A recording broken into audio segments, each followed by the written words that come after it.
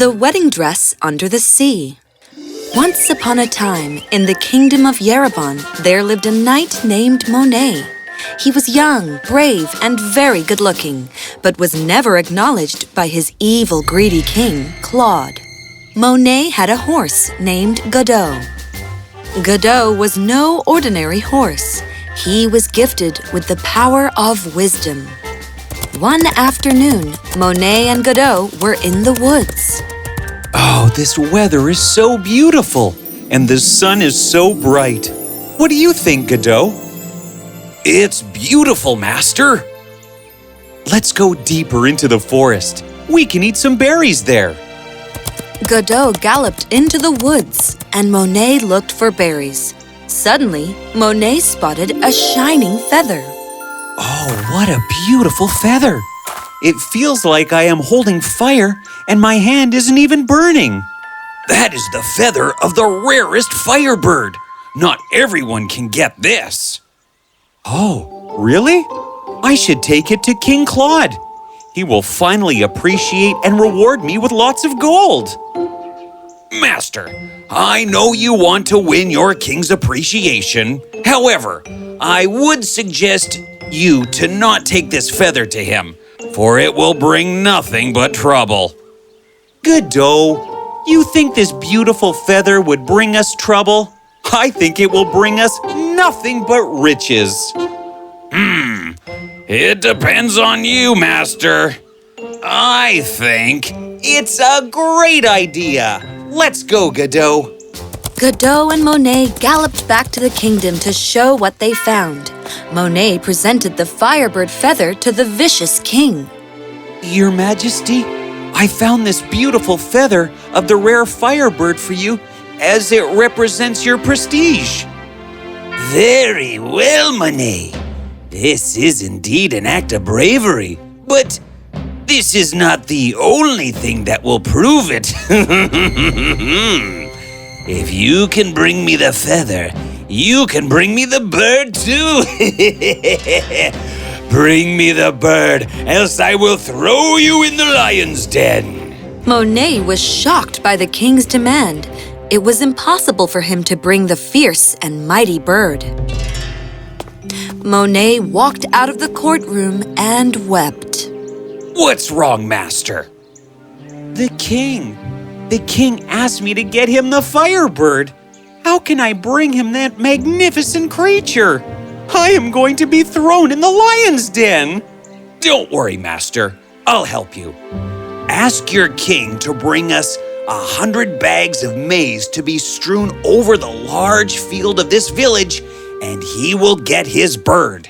Monet went to the king and demanded for the same. Maize? All right, then.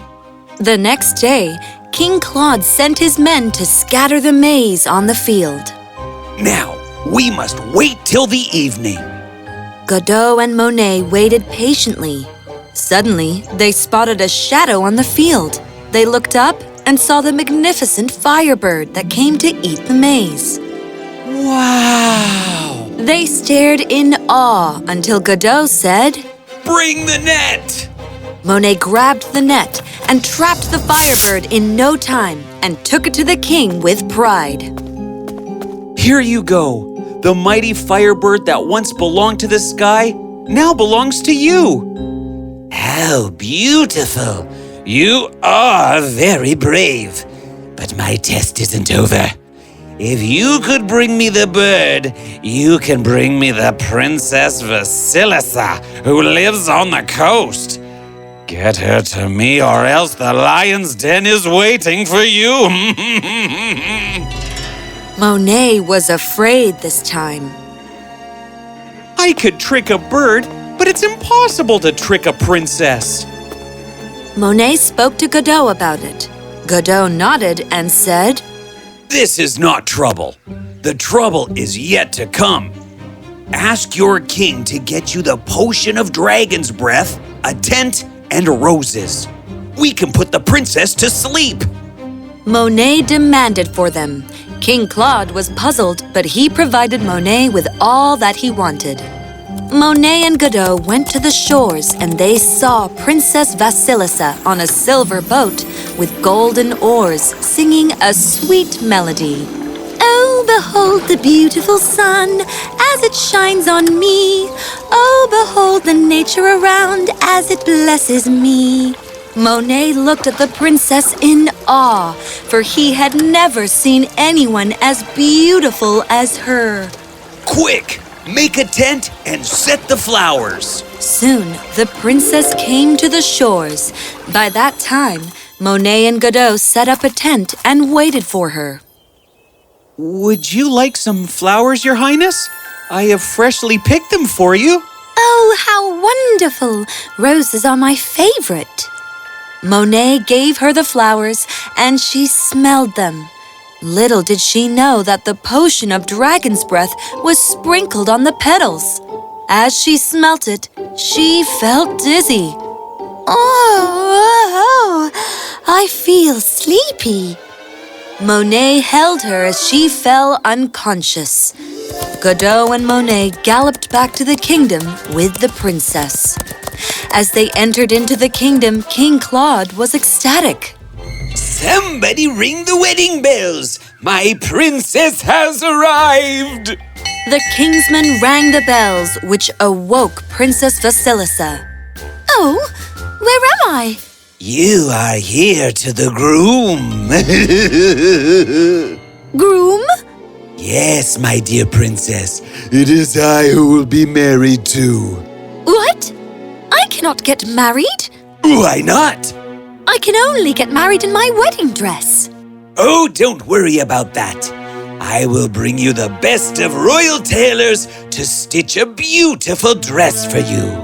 I am sorry, Your Majesty, but my wedding dress is the finest wedding dress and it can never be replaced. It is kept at the bottom of the sea, under the largest rock. I will marry you only if you get it for me. Monet! Did you hear what she said?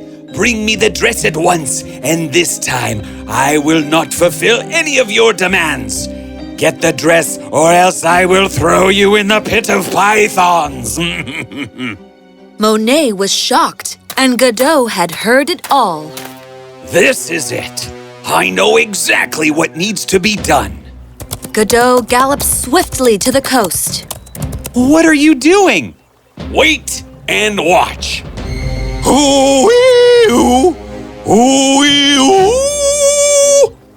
What are you doing?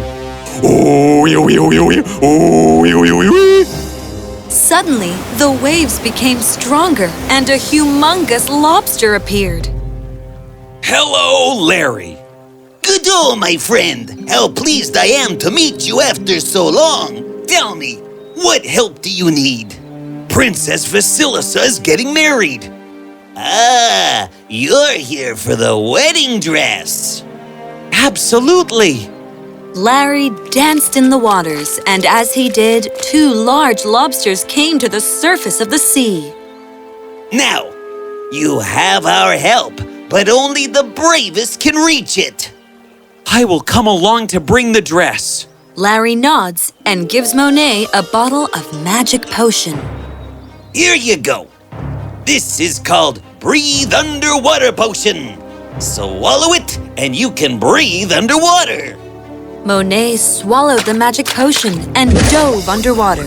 As they swam, Monet spotted the large rock. He lifted it with ease as the lobsters grabbed the dress. Here I come, King Claude. Monet came out of the water and the lobsters followed him. Finally the dress. We are almost at the end of all our troubles. Almost? Why almost? Because we have one more trouble to get rid of. All right then. Good luck with that. See you another time. No, I need the favor from you for that trouble. What is it? Godot told Larry the lobster and Monet everything that he had planned. That's all? This is a very simple task. Come on, let's go. Godot and Monet victoriously went back to the kingdom. Your Majesty and Your Highness, I have got the princess's wedding dress from the bottom of the sea as demanded. I hope you are content. Great now. The princess will finally become my queen. The king and the queen lived happily ever after. But I will give it to you only if you apologize to the kingdom. Apologize? For what? I am the greatest king, and you are telling me to apologize? I am not doing that. Well, then you leave me no choice. Suddenly, the lobsters charge into the courtroom, clasping their claws. What are these filthy lobsters doing here? We are not filthy. Charge at him. The lobsters charged at him and the king ran. Leave me alone, silly lobsters. Guards, seize them. The guards ran towards them to stop them, but they were flung out of their way. The king was chased to the balcony. The lobsters had trapped him. Say it. Say it. Fine. I have been a mean and dishonest king. I apologize. And step down. No. Okay.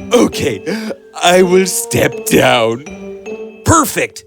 Now let's take him to the dungeons. King Claude was taken to the dungeons and imprisoned.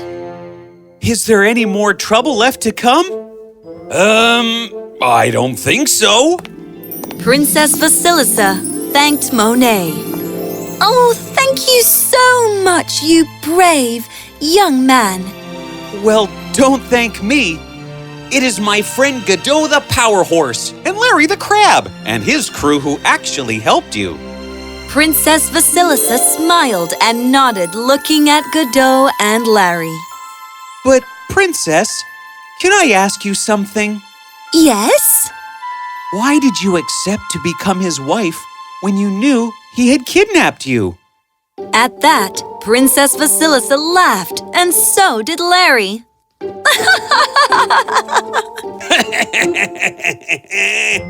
Monet and Godot were confused. What is happening? Well, you see, the reason I kept my wedding dress at the bottom of the sea was to make sure that I only get married to the person I like. The dress has been under the watch of my dear friend Larry all this time. Larry is your friend? Yes, and I had told him that if ever someone else comes to take the dress instead of me, then know that I am being forced into a marriage, and you must come to rescue me. Oh. And thus our story comes to the end. Monet was made the new king of Yerevan. He would often go visit Princess Vasilisa as they had become good friends. And as for Godot and Larry, well, see it for yourself. You know, you could have just told me about the whole deal with the princess instead of waiting for the grand ending. I was only maintaining the privilege of my bond with the princess. Of course. And what about our bond? Our friendship? You made me look like... here we go again.